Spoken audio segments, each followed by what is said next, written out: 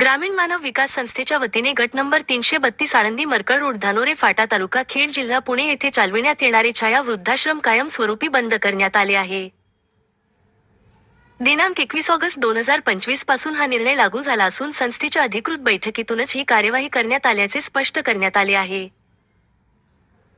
संस्थेच्या वतीने देण्यात आलेल्या निवेदनात म्हटले आहे की छाया वृद्धाश्रम या नावाने कार्यरत असलेल्या वृद्धाश्रमाच्या सर्व पदांना तात्काळ प्रभावाने बरखास्त करण्यात आले असून सभासद निधी संकलक किंवा देणगी स्वीकारणारे अधिकृत असे कोणतेही पद अस्तित्वात राहणार नाही.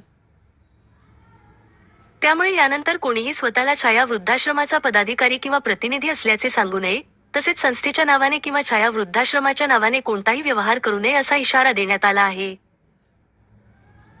छाया वृद्धाश्रमाचे पद रद्द केल्यानंतरही जर कोणी गैरव्यवहार, फसवणूक किंवा गैरप्रकार केल्याचे आढळले तर त्याच्यावर संस्थेमार्फत कायदेशीर कारवाई करण्यात येईल असेही संस्थेच्या निवेदनात नमूद करण्यात आले आहे.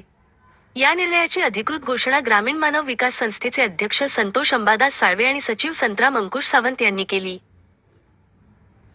त्यांनी जनतेला आवाहन केले आहे की छाया वृद्धाश्रमाच्या नावाने कुणीही संपर्क साधल्यास त्याकडे दुर्लक्ष करावे आणि संशयास्पद हालचाली दिसल्यास तात्काळ संस्थेशी संपर्क साधावा असे आवाहनही करण्यात आले आहे.